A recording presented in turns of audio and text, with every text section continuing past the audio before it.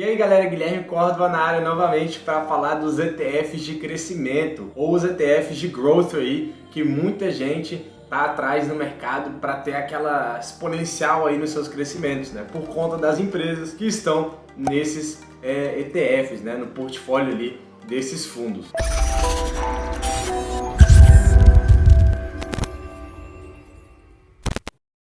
O ETF ele é perfeito para você que quer fazer buy and hold e que quer também crescer o seu patrimônio aí de forma segura, pagando poucas taxas. ETFs de crescimento são aqueles ETFs que são desenhados para performar acima do mercado, seja pelo seu tamanho de crescimento ou pelo seu tamanho de empresa mesmo. E dessa forma você pode ir to the moon com Elon Musk, mas de forma segura, sem investir em Dogecoin. To the moon, obviamente, significa que os seus preços dos seus ativos estão subindo de forma exponencial. E comprar Dogecoin não é a forma mais segura de você fazer isso, né? É como se você estivesse entrando num foguete que nunca foi testado antes, né? Você faria isso? Obviamente que não. Então, muitas pessoas fazem isso com o seu próprio dinheiro e essa não é a forma mais saudável e mais interessante de você crescer o seu patrimônio. Agora eu vou dar uma explicada rápida sobre os ETFs de crescimento, os prós e os contras. E aí depois a gente vai partir para os ETFs que eu trouxe para vocês hoje. Se você é um investidor novo e não sabe em que empresa investir especificamente, ETF é uma maneira excelente de você já entrar no mercado de forma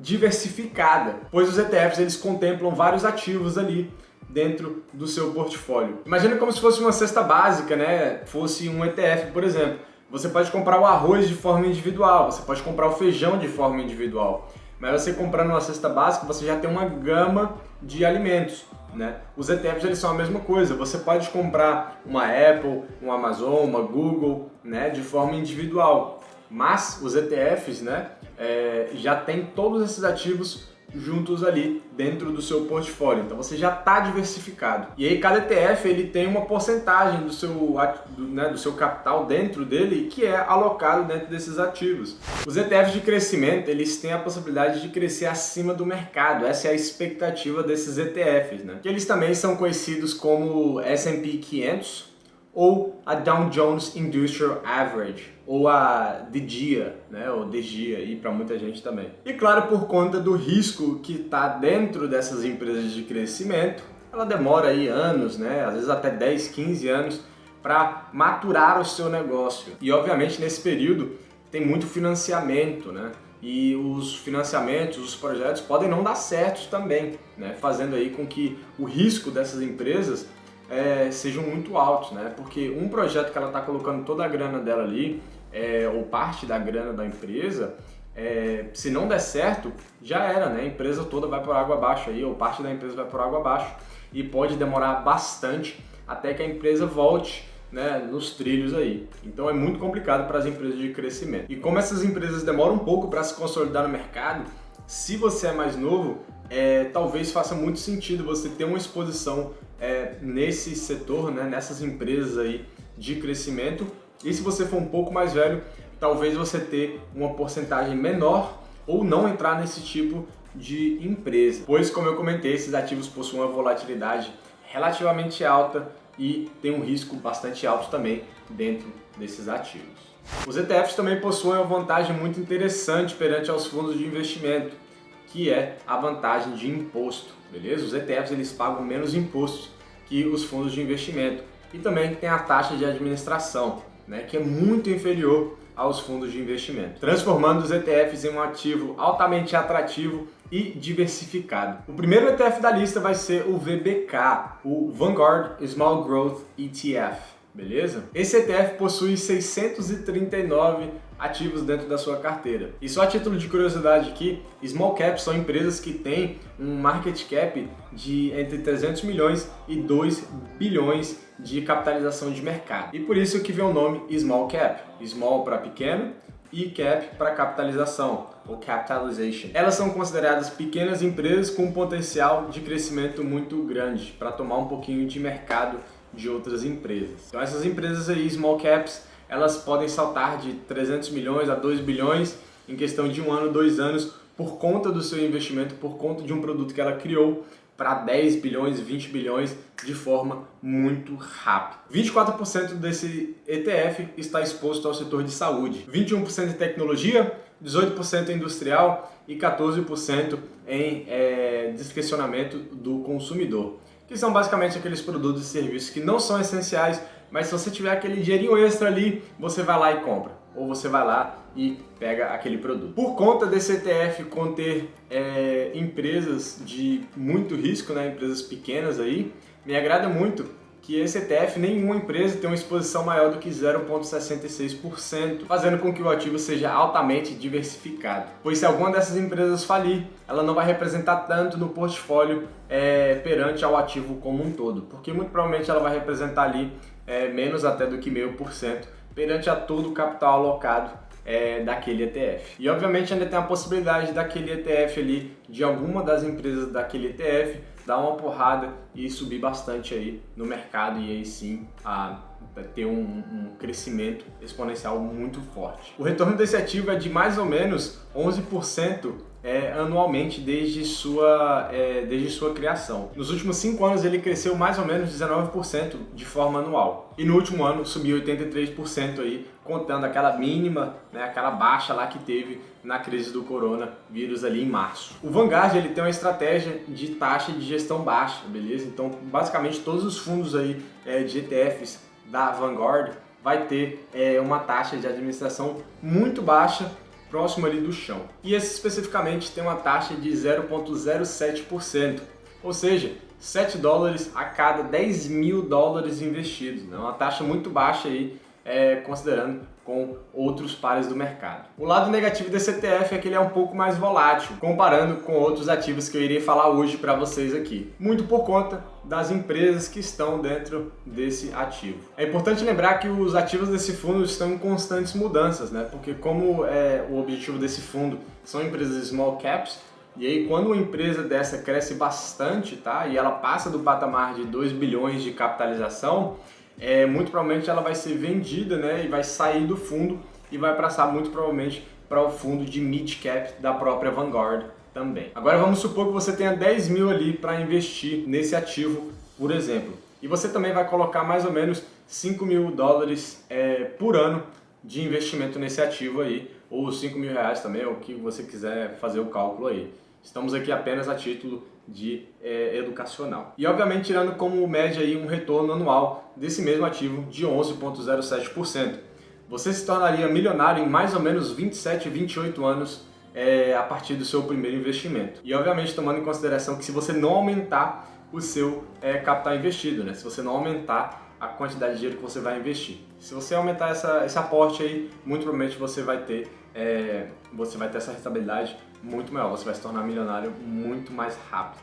O outro ETF que eu queria chamar para vocês é o IWP, é o iShares Russell Mid Cap ETF, que basicamente é o irmão meio primo do VBK ali, que é o ETF que já busca as empresas de mid cap, né? Elas saíram de small caps e agora elas são mid cap. Elas passaram da capitalização de mercado de 2 bilhões de dólares. E as mid caps são empresas entre 2 bilhões e 10 bilhões de dólares de capitalização de mercado. Por conta de serem empresas que são menos arriscadas do que o VBK, por exemplo, né, ela tem ali menos empresas dentro do seu portfólio. O IWP tem 350 empresas dentro do seu portfólio, basicamente metade aí do que o VBK tem. O foco desse ETF é saúde, TI e industrial. Nenhuma empresa representa mais de 1,43% dentro do seu portfólio. E nesse ETF a gente começa a ver algumas empresas mais famosinhas aí que muito provavelmente você conhece, como Chipotle, DocuSign, Spotify, Roku e a grandíssima aí que tem a vacina, a Moderna. O retorno anual desse ETF está em torno de 9,9% ali anualmente. E nos últimos 3 anos ele cresceu mais em comparação ao VBK, com 19,15%. A taxa de administração ela também está um pouquinho mais cara do que a VBK, em torno de 0,24%. E um exemplo prático, a cada 10 mil dólares investidos nesse ETF você pagaria 24 dólares de taxa. E lembrando que a taxa do ETF ela já é descontada do preço do ETF quando você vê ali, beleza? Então não tem nenhuma taxa de sendo descontada da sua corretora. Então o retorno anual dele já tem esse desconto aí da taxa de administração. O próximo da lista é o iBuy, o Amplify Online Retail ETF.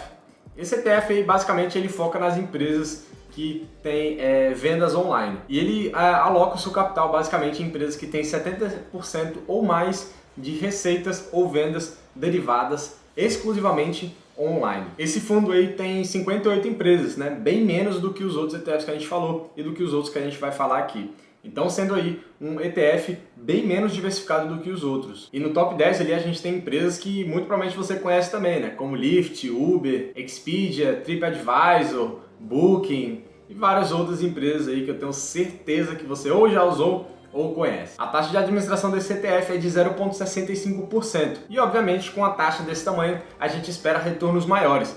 Mas será mesmo que isso acontece? E é exatamente esse o caso.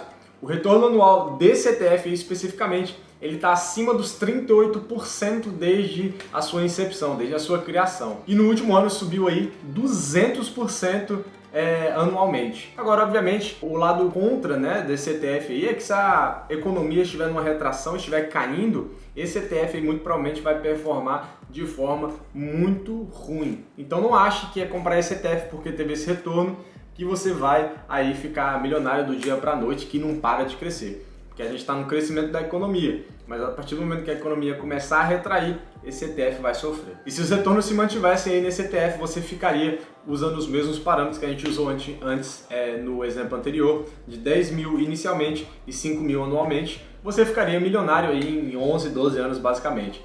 Loucura, né? E lembrando para vocês que isso aqui é só uma brincadeira sobre o retorno e quando você ficaria milionário, tá? Não tem nenhuma garantia de retorno futuro sobre esses ativos. Apenas estamos usando aqui um retorno passado que já teve e como que isso ocorreria para você ficar milionário. Lembrando que o S&P 500 ele tem um retorno anual médio de mais ou menos 8%. Então qualquer coisa acima desses 8% já está sendo considerado um retorno excelente. E desde sua criação, se você tivesse investido apenas em S&P 500, você ficaria milionário aí em torno de 34 anos. A questão é que muita gente não quer esperar esse tanto. O próximo ETF da lista é o QQQ. E muito provavelmente você já viu eu falando sobre esse ativo no meu Instagram. Esse ETF especificamente, ele é o ETF que melhor performou das empresas de large cap ETF de growth, beleza? Ele é o segundo ETF mais negociado da Bolsa dos Estados Unidos. E ele também te dá acesso às 100 maiores empresas da Nasdaq. Tem um retorno anual de 9,4% mais ou menos desde a sua criação. E nos últimos 3 anos ela teve um retorno ali acima dos 27% anuais. Ela tem uma taxa de administração bem baixa, de 0,2%. E as maiores exposições desse ETF são Microsoft, Apple e Amazon. Essas 3 empresas conjuntas representam 30% do portfólio total do QQQ. O último ETF aí que eu vou trazer para vocês é o VUG, ou VUG, é o Vanguard Growth ETF. E como falei para vocês, a Vanguard ela tem essa ideia de cobrar muito pouco pelos seus ETFs, né? Ela tem uma taxa de administração muito baixa dos seus ETFs. E esse aí especificamente ele tem uma taxa de administração de 0,04%, ou seja, $4 apenas a cada 10 mil dólares investidos. Esse ETF tem 276 estoques dentro dele e ele é um pouco mais diversificado do que o Nasdaq 100, né, ou o QQQ que a gente falou anteriormente. Ele tem 45% do seu capital alocado nas top 10 empresas do seu portfólio, fazendo assim então ele ser mais diversificado do que o QQQ. A top 3 ainda se mantém as mesmas, né? Apple, Amazon e Microsoft. Desde sua criação, ele performou melhor do que o QQQ, em 11,23%. E anualmente, nos últimos 3 anos, performou em torno de 23%. Então, inferior ao QQQ. Esse ETF ele é bem interessante porque ele tem um potencial de crescimento bem legal, mas ao mesmo tempo ele é mais diversificado do que o QQQ, te protegendo então ali contra percalços ao longo do caminho. Se você é uma pessoa que não tolera bastante o risco, assim, se você não tem tanta facilidade para ver, às vezes, o seu portfólio caindo um pouquinho, talvez esse seja um pouquinho melhor do que o QQQ, tá? Então vai muito de acordo com o seu perfil de investidor. Definitivamente o ETF mais arriscado vai ser o iBuy. Ele é um ETF que ele foca bastante aí nas empresas de vendas online, né? E obviamente, como vocês devem ter entendido um pouco, se a economia está caindo, esse ETF muito provavelmente vai performar muito ruim, tá? Então tomem cuidado, não fiquem gananciosos achando aí apenas que porque performou 200% no último ano, vai continuar performando 200% daqui para frente, beleza? Então se a economia der uma retraída, fiquem ligeiros aí, então não se exponham ao máximo, tá certo? Mas no longo prazo eu acredito muito nesse ETF também. E galera, eu vou ficando por aqui, muito obrigado por me assistirem, espero demais que vocês tenham gostado, um abraço e boa semana para vocês.